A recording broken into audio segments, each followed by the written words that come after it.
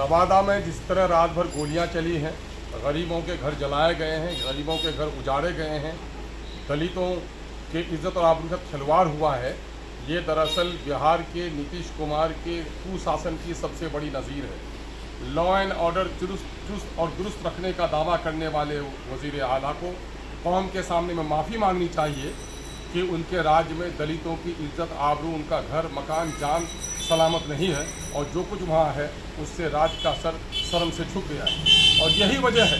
कि बढ़ते हुए क्राइम के ग्राफ की वजह से न जाने पुलिस के पदाधिकारियों पर कितना दबाव हुकूमत का, और न जाने क्यों इतने क्रिमिनल्स को छूट दिए हुए हैं कि पुलिस के अच्छे ऑफिसर अब बिहार सरकार के तहत रहने के लिए तैयार नहीं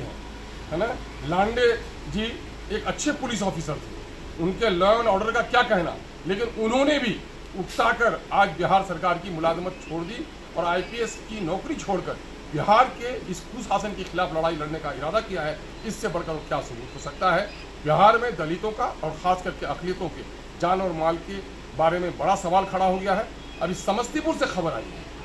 कि एक 16 साल की लड़की और उसका लगता है ऐसा उसके जिस्म से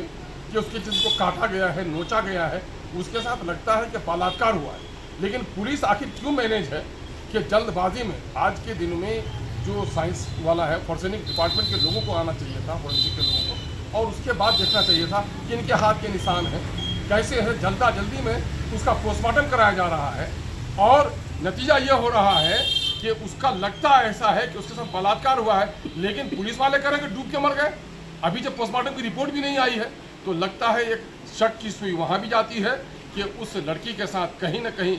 अनहोनी हुई है और उसके जो माता पिता हैं, परिवार के लोग जो इंसाफ मांगने के लिए आए, पुलिस दमनकारी नीति करती है, उस पर डंडे चलाती है। क्या इस मुल्क में इज्जत और आबरू के साथ जीना और इज्जत और आबरू की लड़ाई लड़ना भी पाप हो गया है? यकीनन है कि नीतीश कुमार जी के राज में ये सारे नंगे नाच हो रहे हैं। जनता को इसके खिलाफ उठना चाहिए। MIM सरकार की निंदा करती है,